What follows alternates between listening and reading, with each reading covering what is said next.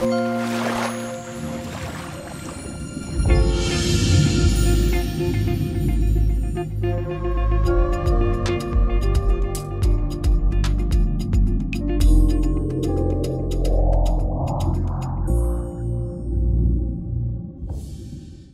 i dobrodošli u još jednu epizodu Dive In podcasta.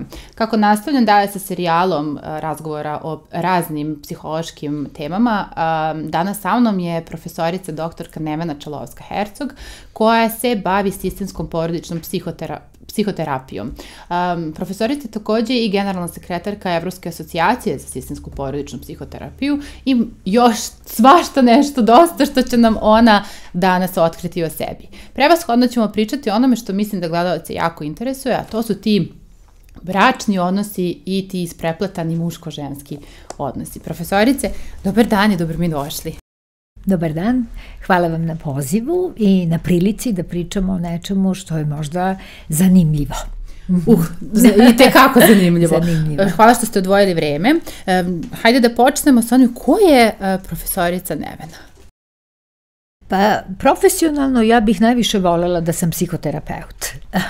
Nekako, radeći nosila sam različite šešire, kako mi kažemo. Po osnovnom obrazovanju sam lekar, po specijalizaciji klinički psihijatar, po užoj, da kažem, akademskoj specijalnosti sam psihoterapeut iz oblasti sistemske porodične terapije. Radim na Fakultetu za medije i komunikacije, gde predajem psiholozima u nadi da ću ih senzibilisati za psihoterapiju. Recite mi, kako je krenula vaša ljubav ka psihologiji i koje godine ste znali da ćete baš tu specijalizaciju da upišete?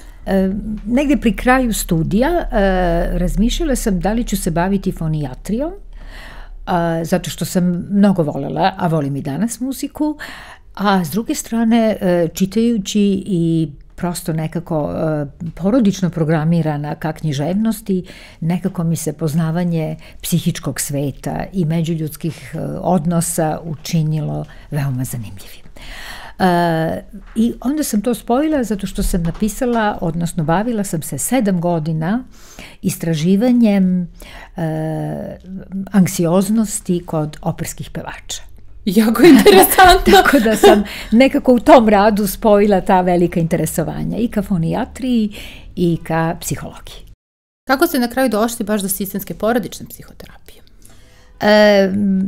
Negde već kao psihijatar bila sam konsultant za emocionalne poremećaje iz oblasti ishrane.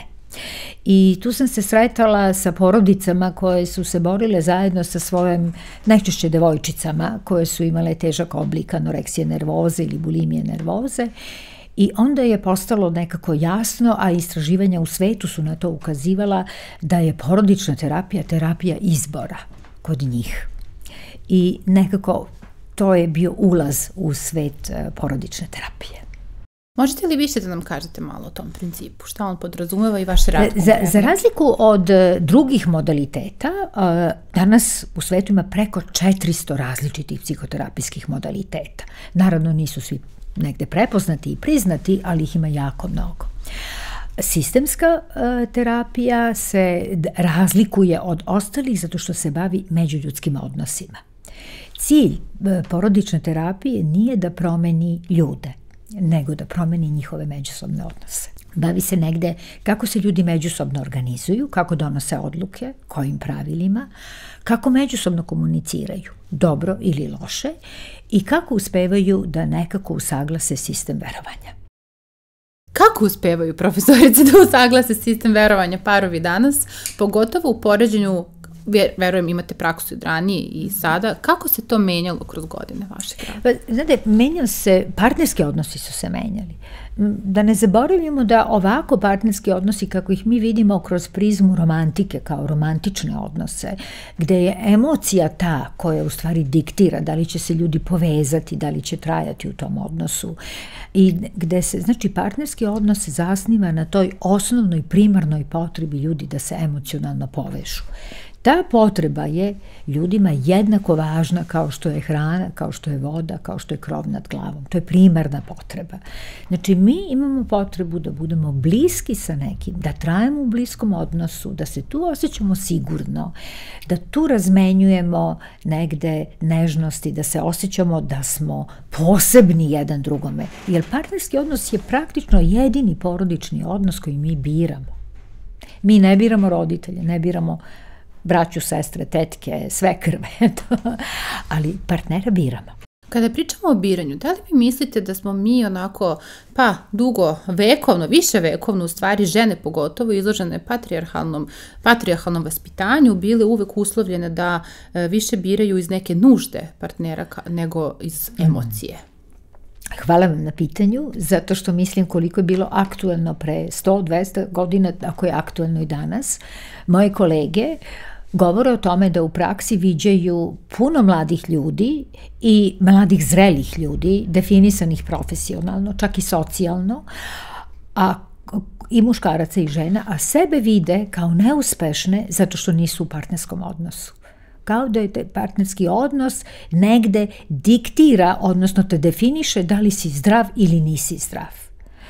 A problem danas partnerskih odnosa je daleko je negde komplikovanije biti u stabilnom partnerskom odnosu nego što je to bilo pre 100 ili pre 200 godina.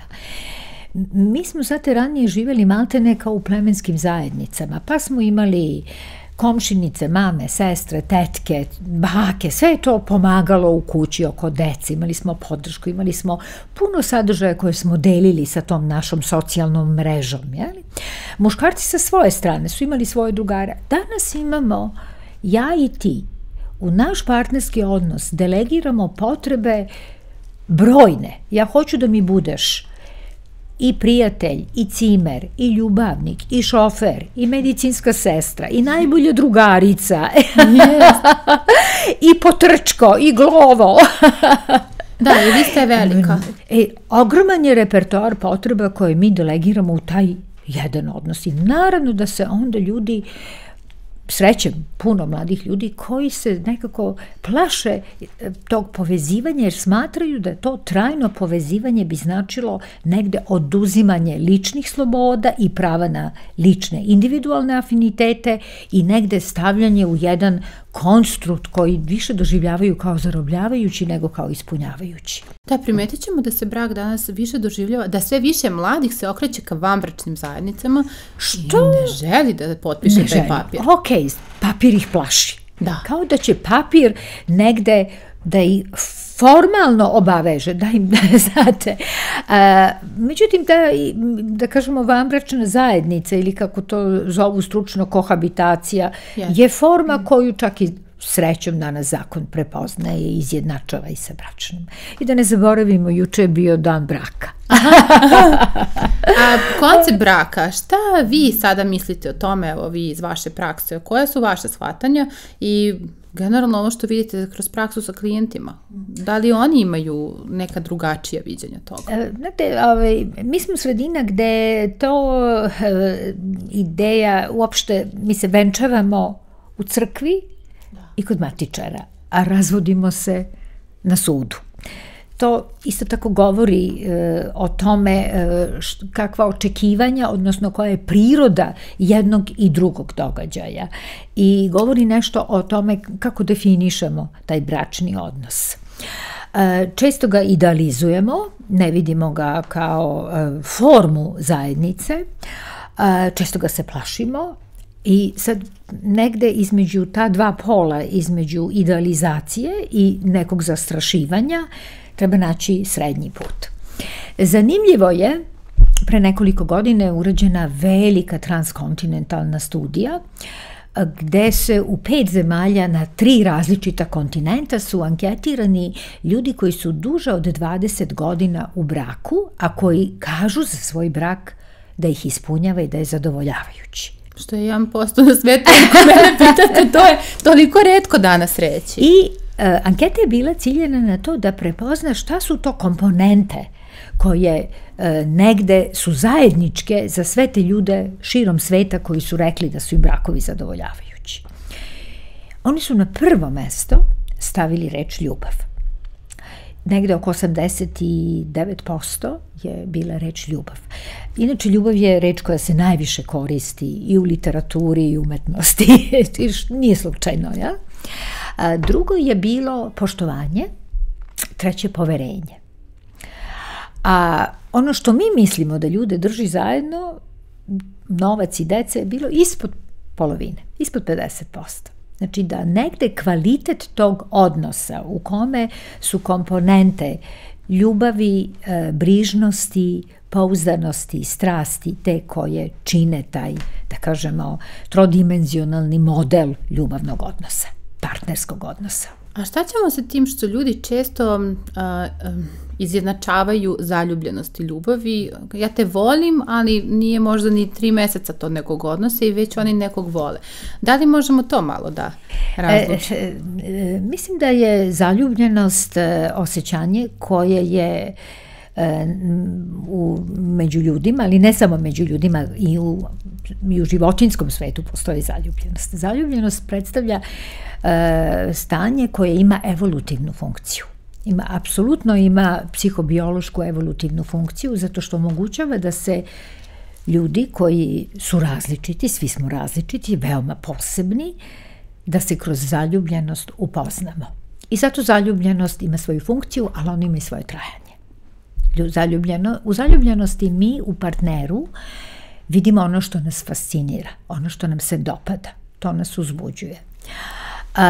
Takođe, ono što nas negde bi nas u nekim drugim situacijama uplašilo ili zabrinulo ili nam se ne bi dopalo, mi to ili ne vidimo, znači negiramo, ili pravdamo nekim okolnostima i tako dalje, ili umanjujemo. I sve su to mehanizmi, i idealizacija, i projekcija, i negacija, to su sve mehanizmi, psihološki, emocionalni mehanizmi odbrane koji nas čuvaju da ostanemo u odnosu sa tom osobom, a da prenebregnemo ono što nam se ne dopada i što nam smeta. Drugi deo zaljubljenosti jeste što u takvom stanju smo potpuno podstaknuti i dominantno nam je stanje i potreba da se prikažemo, da iz sebe generišemo ona osjećanja i ona ponašanja za koje verujemo da će se dopasti partneru. Što znači možda nismo iskonsko mi. Ali trudimo se, imamo mi to u sebi, ali je to verovatno neki napor, znate. I onda imamo situaciju kao da su se virtualno 2 Facebook profila srela, znate, a ne. I zato to ne može dugo ni da opstane, znate. I onda se dolazi ono što se zove tačka optimalnog razočarenja, kada nekako sagledamo da mi isto tako spontano ne možemo da generišemo, želimo da budemo spontani, ne toliko da ulažemo trud, želimo da budemo spontani, želimo da budemo voljeni za ono kakvi jesmo. I isto tako i naš partner želi to.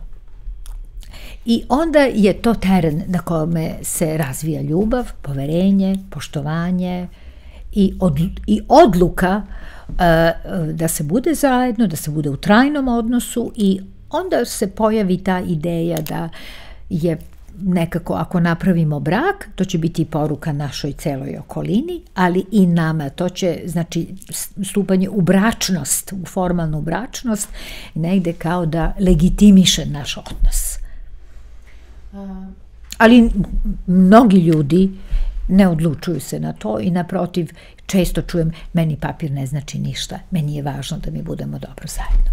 Da li mislite da ljudi ili vaši klijenti misle da papir kvari tu ljubav i da će taj potpis samo oduzeti neke elemente te ljubavi koju one osjećaju? Istraživanje kažu suprotno.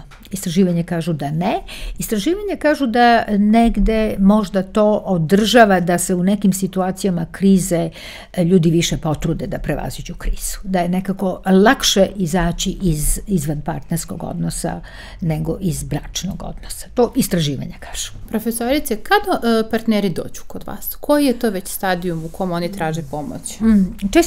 Najčešće dolaze u krizama. Znate, partnerski odnos je procesni i on ima svoje faze. Imamo, kao što ste rekli, negde se sretnemo, pa se privučemo, pa se onda upoznajemo, pa se zaljubimo, pa onda imamo prva neka razmimoilaženja, pa onda imamo prvi konflikte, pa nekako u svim tim zadacima potrebno je par godina par godina, negde 1,5 godine partnerskog odnosa da se stabilizuju naši obrasci bliskosti, konflikta, da definišemo naše zajedničko to mi. I unutar nas dvoje, unutar partnerskog dijednog odnosa, a i prema spolja. Znate, to su apsolutno, znači, se nekada dešava i da se o tome ne razgovara, ali se nekako prepozna šta nam je važno, šta nam nije važno, kako ćemo provoditi godišnje odmore, kako ćemo se dogovoriti oko raspodele novca, da li ćemo se venčavati, nećemo, šta ćemo raditi sa našim prezimenima, kako ćemo regulisati tvoje i moje prijatelje, tvoje i moje interesovanja, imamo li šta radimo sa zajedničkim slobodnim vremenom, mnogo tema koje su važne. Kako se svađamo, kako se mirimo, koja je funkcija seksualnosti, šta nam to znači. I kažem, onda nekako se ljudi stabilizuju i jedna od kriznih tačaka, sledeća krizna tačka, jeste kada se odluče da budu roditelji. To je veliki zadatak, jer sad više nismo samo partneri, nego smo i roditelji. I roditeljstvo više ne počinje onog trenutka kada beba zaplače u porodilištu, nego počinje onog trenutka kad se partneri dogovore da će imati dete. Znate, tako da su se te stvari promenile.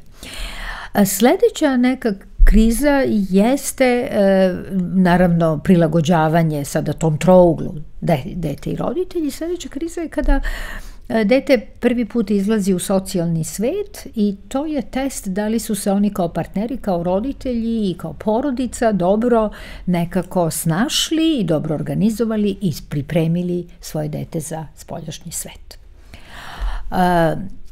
I tako se, znate, sad slažu različiti životni ciklusi i ono što znamo jeste da negde nekvalitetan ili disfunkcionalan partnerski odnos, i ako ljudi ostanu zajedno i prolaze kroz perioda jedno dete, drugo dete, škola, pubertet, adolescencija, izlazak deteta iz porodičnog doma, ako se ne reši partnerska disfunkcija, ona traje kroz sve ove životne cikluse. Znači, nezavršeni poslovi ostaju nezavršeni i bivaju problem.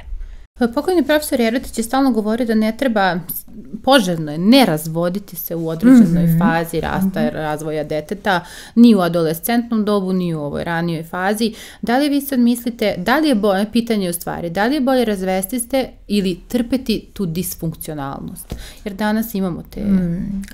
Ja mislim da disfunkcionalnost treba pokušati rešiti, znate, nikako trpeti. Znači, pokušati rešiti, pokušati naći modus vivendi.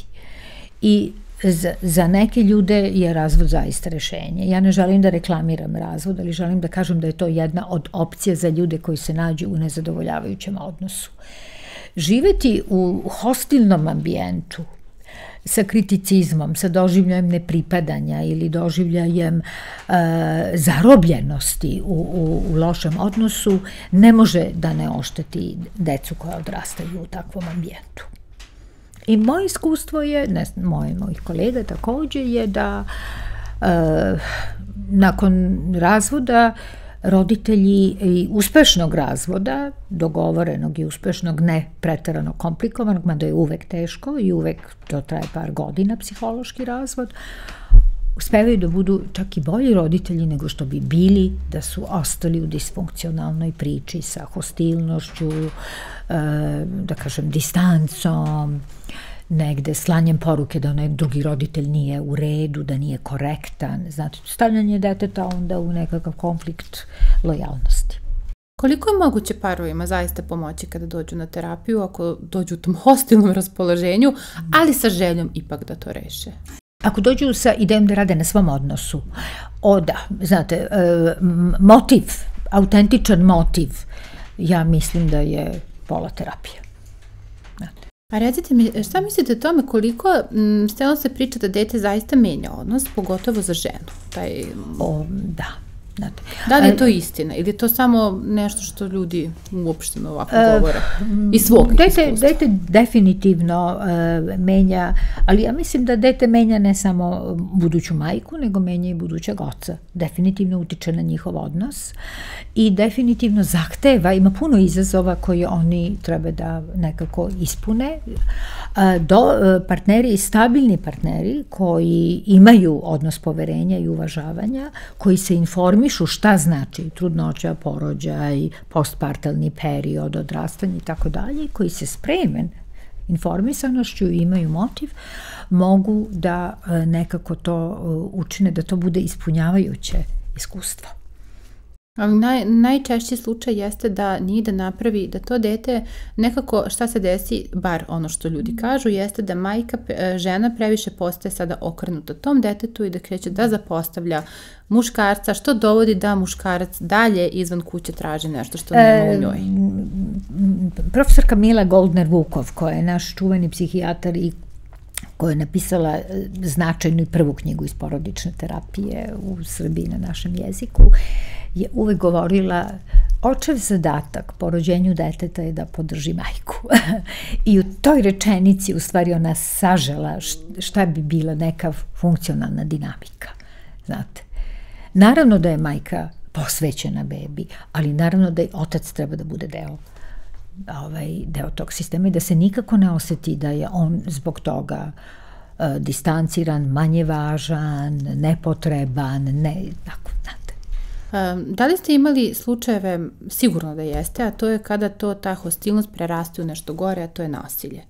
Da li je moguće rešiti odnos gde je već to postala učestala pojava, čak i uz najveću želju? Da li je moguće da se sa tom praksom, ako mogu da nazovem, prestane? Nasilje je poremećaj, da kažem, u komunikaciji, u poremećaju u raspodeli uticaja u odnosu. Ono nastaje tako što jedan partner se oseti ugroženim i ima potrebu da kontroliše drugog partnera. I onda raspolaže najrazličitijim, da kažem, manipulativnim tehnikama, postupcima i u stvari manipuliše osjećanjima partner. Najčešće govorimo da je partnersko nasilje, da je žena žrtvama, da to ima jako puno i muškaraca koji su žrtve svojih partnerki u tom odnosu. I odnos među njima je za njih veoma važan i veoma je dragocen. On ako je ugrožen, postaje nasilan. Ona smatra da je odnos ugrožen, sve će da učini da taj odnos sačuva. Prilagođava se i nekako gleda da ništa ne učini što bi njega provociralo. Znate, tako da ona gubi spontanost, on osjeća da ona nije spontana, što povećava njegovo nepoverenje i njegovu kontrolu i tako imamo onda jedan začarani krug koji eskalira. To je vrlo često. To nisu svi obrasci u svim nasiljem organizovanim partnerskim vezama, ali je to česti obrazac. A zašto žene onda to trpe? Žene trpe iz više razloga. Možemo da razmišljamo o tome kakve su poruke dobile od sredine u kojoj su odrasle, šta one misle da se dešava. Drugo, žene se često stide toga. Onda ako je to odmaklo, pa ih je partner izolovao od njihovih prijatelja, pa ih je ubedio da ne treba da rade, pa ih je ubedio da ne treba da se druže, pa i učinio da se osjećaju izolovano, same, uplašeno, da ih niko neće razumeti, da su nemoćne u tome. Prva reakcija na nasilje kod žrtve je zbunjenost. Druga reakcija je strah, stid, potištenost, nemoć. I onog trenutka kada neko ko trpi nasilje dođe u tačku i kaže čekaj, ja sam žrtva nečeg što nije normalno. To je trenutak što mi kažemo osvešćivanja. Uz osnaživanje iz tog odnosa onda treba izaći. Naravno, nisu svi nasilnički obrasci i nasilnički postupci takvi da treba da kažemo ovaj odnos odmah treba prekinuti. Međutim, na samu naznaku nasilja treba ozbiljno stati i napraviti kontekst u kome je tolerancija prema nasilju nula. Nasilje je kao maligni tumor. ono jednom kad se pojavi, ono ima tendenciju da raste i svi drugi obrasci ponašanja su onda, znate, kao kad se tumor razvije u terminalnoj fazi, čitav organizam živi i radi za taj tumor, dok se potpuno ne iscrpi. Tako se dešava. Ovo dramatična je, da kažem, metafora, ali zaista je tako i sa nasiljem organizovanim partnerskim odnosima. Sa nasiljem ljudi često povezuju i danas popularan termin narcističko ponašanje i narcizme. Profesorice, ajmo da objasnimo ko su narcisi i koliko tih podvrsta i vrsta narcizma ima i kako ih prepoznajemo i kako od takvih odnosa da se zaštitimo. Znate, narcizam kao fenomen isto tako ima neku funkciju u našem razvoju i u našem trajanju u životu. On nam čuva samopoštovanje. Znate, treba napraviti razliku između toga šta je samopoštovanje, šta je samopouzdanje, šta je briga o sebi, a šta je narcizam.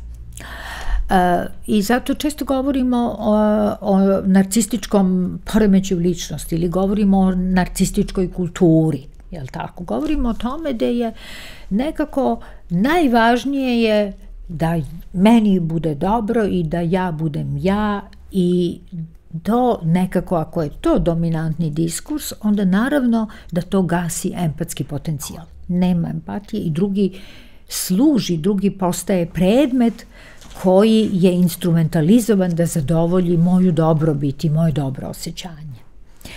I tu nema ljubavi, znate, to nije ljubavni odnos, to je instrumentalizovani odnos. Narcistički, ljudi kod kojih je narcizam veoma izražen, iz straha da će biti povređeni, da će biti ugroženi, razvijaju sve te mehanizme narcističkog ponašanja. Kako možemo da ih prepoznamo danas?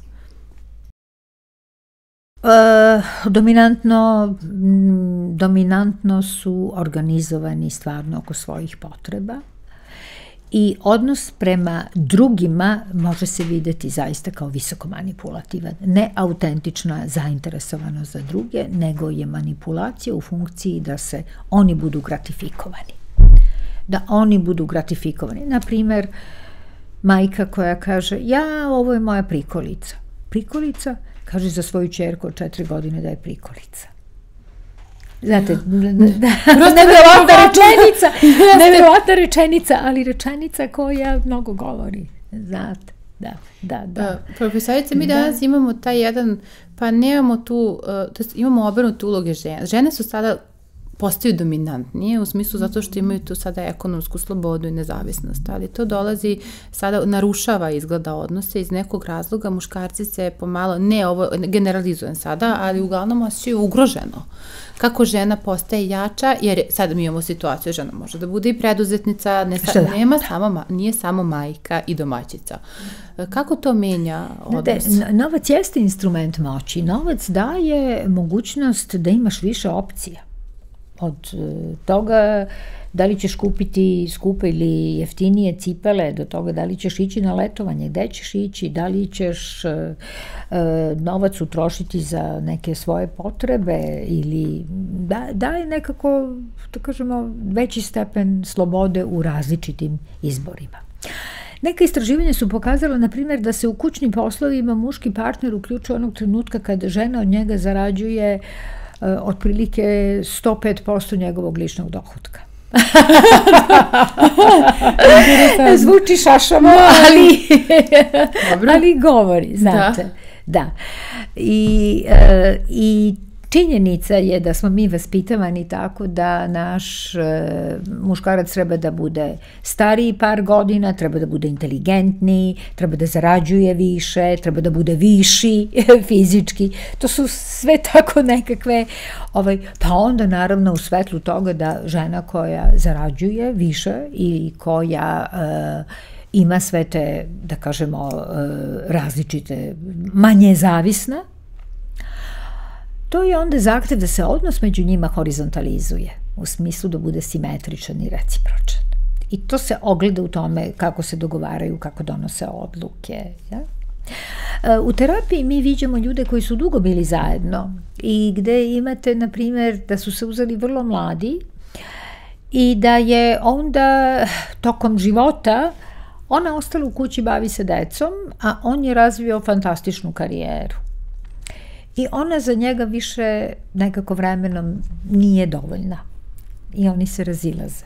Znate, ali ona njegove priče i njegov način života ne doživljava kao blizak i vidi ga kao stranca. S druge strane, isto tako imamo u terapiji, viđamo ljude koji dolaze, koji su dugo zajedno, ali u onom trenutku kada je ona napravila karijerni iskorak i počela, na primjer, dobila je poziciju CEO negde u nekoj velikoj kompaniji, pa putuje, pa ide na sastanke, pa je puno toga donosi kući da radi i tako dalje. On počinje nju da doživljava kao nekoga kome je posao važniji nego on. I ulaze u problem. A kako okolina utiče, pogotovo kad kažemo odnosi, na primjer, majka-sin, otac-ćerka, jer to dosta utiče na partnerske odnose i često vidimo i razvode brakova zbog uticaja porodice primarne na naše odnose koje gradimo. Ako govorite o porodicama porekla, da. Da, porodice porekla. Znate, mi nosimo transgeneracijski često nekakve modele našeg roditeljskog braka ili brakova koje smo videli u našoj okolini. I onda u situaciji u tenzije i stresa nekako često automatski se ponašamo kao naši roditelji ili samo ne kao naši roditelji. Ali to stalno govorimo samo kao naši roditelji. Ali jedno i drugo je u suštini porodična projekcija, nije naš autentični izbor. Znate, nije to diferencirana, onda izabrana odluka i to je često tema u terapiji. Također je tema u terapiji kako mi pravimo naš partnerski odnos i našu porodicu i kakve su nam granice u odnosu na porodice porekla. Znate, puno porodica u Srbiji, puno parova je u situaciji da živi sa nekim od roditelja. I te često trogeneracijske te porodice su vrlo komplikovane. I nisu izabrane, one su nekako splet okolnosti, zato što je teško naći stan, naći posao, živeti dobro, odvojen i tako dalje. I onda je komplikovana za sve u tom sistemu, znate. Ti naši roditelji naših partnera, imaju potrebu da budu korisni. Oni imaju potrebu da svoju mudrost i svoje životne iskustva prenesu. To često rade vrlo trapavo. Pa jeste. Više štete nego korist. Onda nekako ne mogu da se baš snađu da naprave dobru granicu kao deke i bake, nego počnu se ponašaju kao roditelji, znate. I to je dinamika koju oni često donose onda na porodičnu terapiju. Ali to je rešivo. Nekako sistemska terapija se pokazala da tu može da bude od koristi za te ljude. A da li sistemska terapija može da bude od koristi kada pričamo o prevarama? I kako uopšte doživljavati i gledati na prevaru, jer neki ljudi je karakteriču kao nešto apsolutno neoprostivo i sad ti kriterijumi šta je uopšte prevara nekim ljudima je to samo neka misao i pogled. Da. Ne mora da bude nešto dublje. Da li je prevara biti na nekom eksplicitnom pornografskom chatu, je li tako? Da li je prevara flertovanje sa kasirkom u samoposluzi? Jeste. Da li je prevara kada osjetiš da je tvoj partner nekako bliži i više deli priča i bitnih događaja sa koleginicom na poslu, da li je to prevara? Da li je prevara ako partner provodi puno vremena i praznike sa drugom osobom, da li ima paralelni život? Mnogo ima, da kažem, raznih formi izvan partnerskih odnosa i važno je koje značenje ljudi daju. Također, partnerski odnosi mogu biti ekskluzivni, da se mi eksplicitno nekako dogovaramo da nećemo uključivati i nećemo dozvoliti, odnosno nije nam prihvatljivo da postoje drugi partneri između nas. Ne žive svi tako. I nekako je važno šta je to što mi očekujemo. Da li ta neka ekskluzivnost, pa i seksualna ekskluzivnost, predstavlja negde kamen temeljac našeg poverenja i našeg odnosa. Izvan partnerska veza može da se pojavi u situaciji kad je partnerstvo ugroženo, kada se jedan partner osjeti da je marginalizovan, da nije važan, da nije prepoznat, to može biti u ovim, da kažemo, kritičnim prelascima iz jednog u drugi životni ciklus. Na primjer, rođenje malog deteta, pa je otac marginalizovan. Ona radi doktorski rad i u istraživačkom projektu je i nema je satima i satima i uopšte on nije više važan i tako dalje.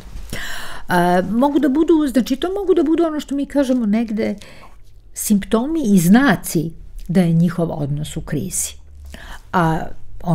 I potpuno je mnogo i drugačije ono što ljudi kažu za mene izvan partnerski odnos mog partnera neprihvatljiv, to je zamišljena, hipotetična situacija.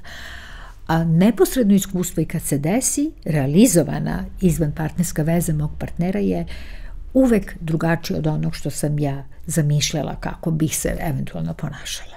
Znači, mislite premostivo je i rešivo je? Premostivo i rešivo, zavisi, kažem, koji značaj to daju i naravno, ženama je mnogo teže da podnesu ono što one zovu emocionalnu muškarcima je jako teško, pogotovo na našem terenu, u našem regionu, jako teško da podnesu ako je bio telesni kontakt, odnosno realizovan seksualni odnos partnerke sa partnerom. Profesorice, zašto se priča da žene uglavnom varaju s emocijama, a muškarci ipak ne?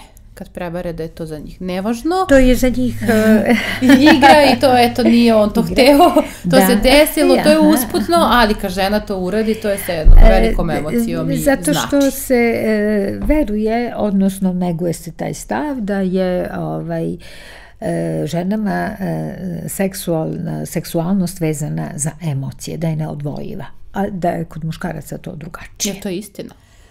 Ne mora da bude. Ne mora da bude. Jako puno muškaraca je veoma emocionalno u svojim i nekako seksualno svoju i tekako integrišu sa emocijama. A boga mi, ja poznajem žene koje mogu da odvoje emociju i da nekada se upuste u seksualnu vezu. One kažu seksualnu vezu koja nije bremenita emocijama. Tako da mislim da to baš i nema pola. Ali je činjenica da razvojno i kako su žene nekako razvijaju i odrastaju i od male devojčice postaju mlada žena pa žena, najveći strah koji žene imaju je strah da će izgubiti kontakt. One imaju važan kontakt, emocionalna veza. Znate, to im je važno. A muškarci imaju najveći strah da će izgubiti kontrolu. Da neće imati kontrolu, neće imati uticaj, neće biti važni, neće biti poštovani. I to su onako, da kažemo, ona bazična osjećanja koja su u partnerskoj krizi ugrožena i u terapiji mi radimo na tome. A evo, iz vašeg iskustva imate sigurno neku statistiku koju vodite sad, kada su se pojavile ove društvene mreže i kako mi to vidimo sa žene, tu su nage većinom vremena i muškarci i žene. I sad ispada da je nikad lakše prevariti, nikad lakše to uraditi. Da li vidite da to sada, pored tih društvenih mreža, utiče na lakše raspadanje veze i na netoleranciju u stvari nekih stvari? Znate, stvarno se svet nekako smanjio, a procesi su se ubrzali. I u svetlu toga ono što mi se čini da se dešava da je data, da kažemo data dozvola, pod znacima navoda, socijalna dozvola je data da se iz partnerskog odnosa može izaći lako. I da nekada ljudi čak i u malim krizama i prva kriza, prvi problem, neću da trpim, neću da se mučim, neću da se bavim i izlaze.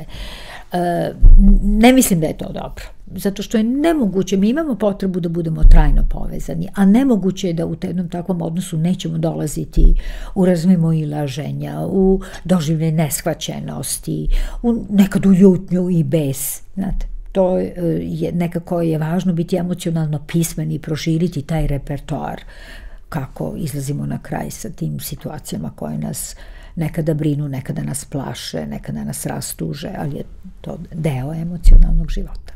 Koliko je vama teško u terapiji kada vam dolaze klijenti da odvojite te vaše lične predrasude i stavove od nečemu u kom imate, a imate ispred vas jedan bračni problem, ali imate vi neko mišljenje o tome koliko je teško to razvojiti, to profesionalno i lično? Znate, to je nešto što je deo svih edukacija za psihoterapeute, jeste ono što mi zovemo taj lični rast ili didaktička analiza ili negde taj razvoj profesionalnog i privatnog selfa i u stvari negde prepoznavanje svojih stavova, ali i prepoznavanje mehanizama, prepoznavanje šta radimo kada nam se nešto ne dopada, šta radimo kada sa kojim osjećanjima ne možemo da izađemo na kraj, ko su za nas teški klijenti, kako da radimo sa njima. I nekako ako ne možemo da razvijemo empatiju za klijenta, kogod da je on, mi ne treba da radimo. Odnosno, to je nešto što onda onaj deo edukacije koji zovemo supervizija rešava. Sve edukacije se baziraju na teorijskim znanjima, na razvijanju veština, na ličnom radu, o čemu smo govorili, i na superviziji. I zato mi kažemo da je psihoterapija potpuno jedan posebna profesija, jedno posebno zanimanje zato što zahteva ove komponente. To što je neko psihijatar ili što je neko psiholog ili što je neko izvanredan socijalni radnik ne znači da je psihoterapeut. To je bitno reći, pogotovo danas u ovom svetu gde se svako zove psihoterapeutom. A da li ste nekad imali situaciju, pošto parovi često dolaze sa ozbiljnim očekivanjima da ćete vi to njima rešiti, da to ne bude tako i da vi imate zbog toga situaciju zato što nije rešeno? Partneri dolaze iz različitih razloga. Nekada dođu samo i zato što u vama vide nekoga ko će biti arbitar i neko ko će reći ko je u pravu. Ili ko će reći istina je ovo. To je jedan cilj ili jedna potreba koju partneri imaju. Druga, potpuno razumljivo. U konfliktu tražiti sudiju, arbitražu. Druga grupa, klijenata će doći sa idejom, evo vam ona ili evo vam on, molim vas, popravite ga, nije normalan. Kao da je doneo auto na popravku. Znate, to je... Treće je, znate, očekivanje da ćete vi imati čarobni štapić kao dobra vila i da ćete ih dodirnuti čarobnim prahom i da će oni izaći zaljubljeni u strastvenom odnosu i da će, biti srećni do kraja života i tako dalje. I jedan i drugi i treći motivi i očekivanja su vrlo razumljivi, ali su vrlo nerealni, znate. I nekako je, i mi to njima vratimo. Mi vratimo potrebu da imaju potrebu da ih neko podrži, da ih razume, da ih usmeri, ali da je snaga u njima. Znate, snaga u njima, niko umesto njih ne može da rešava i da živi i niko u stvari ne može njih do kraja da razume. Može donekle, ali niko ne može do kraja da ih razume. To je ono kada mi desi se problem u odnosima, onda zovemo drugarice odmah da ispričamo nešto i tražimo odluku od tih drugih ljudi. A u stvari ne mora ni odluka, ali nam je važan odnos poverenja s nekim s kim smo bliski, da nas neko čuje i da nam kaže, pa čekaj, a šta je tvoj deo u tom konfliktu? Ili šta bi mogla drugačije? Ili dobro, sad se osjećaš tako, rastužila si se, povredio ti, ali čekaj da vidimo, da razumemo šta se dešava. Šta je moglo da bude drugačije? U stvari je nekako to onda lekovito. Šta biste vi preporučili za zdravo rešavanje konflikta u braku, bez da posećuju konkretno? Bez da posećuju. Sigurno je da, mislim da je dobro razgovarati međusobno. Mislim da je dobro razgovarati sa bliskim ljudima. Mislim da je važno osvestiti svoj deo u odnosu. Ne mora da bude, ne mora da bude dramatična neka greška, ali kojim mojim načinima ili šta je to što ja činim, a moj partner razume drugačije od onog kako ja želim da mu to pokažem. Šta je to što je slabost ili vulnerabilnost moga partnera? Da li ja mogu i da li ja prihvatam i volim mog partnera i sa tim što mi se kod njega ne dopada, razumem odakle je. To su sve izazovi i nekako je, čini mi se, komunikacija ključna reč. Da li primećujete da postoji strah u toj komunikaciji u smislu da se ogolimo i da kažemo da to ne bude uzeto kasnije i zloupotrebljeno protiv nas u konfliktu? To ako se desi, to jako liči na nasilnički obrazac. To je zloupotreba onoga što znamo. Znate, i to je signal gde treba intervenisati, da se to ne bi dalje razvijalo i eskaliralo onda u ozbiljnoj nasilničke obrazce. I još jedno pitanje za kraj, da li vi verujete da smo mi generalno monogamna bića, pošto se stalno... Ne verujem, ja mislim da je vernost stvar odluke. Mi živimo u svetu erotskih izazova na svim planovima, na svim, svuda. I naravno da, kao što kaže Ester Perel, živeći imamo potrebu da budemo sigurni, da budemo u stabilnom odnosu, trajnom odnosu, poznatom odnosu, a to može nekada da bude malo i dosadno. I onda nam treba da doživimo da smo nekome atraktivni, treba nam uzbuđenje, treba nam izazov, treba nam misterija i tako dalje. I ona vrlo lepo govori o tome koliko je važno da obe komponente negde integrišemo u isti odnos. I za kraj, profesorice, šta biste poručili našim gledalcima, eto, ili vaša lična neka poruka u domenu bračnih odnosa, partnerskih odnosa, neki savjeti? Mislim da je živjeti u kvalitetnom partnerskom odnosu danas izgleda kao privilegija, ali mislim da to treba da definišemo kao jedan realni cilj.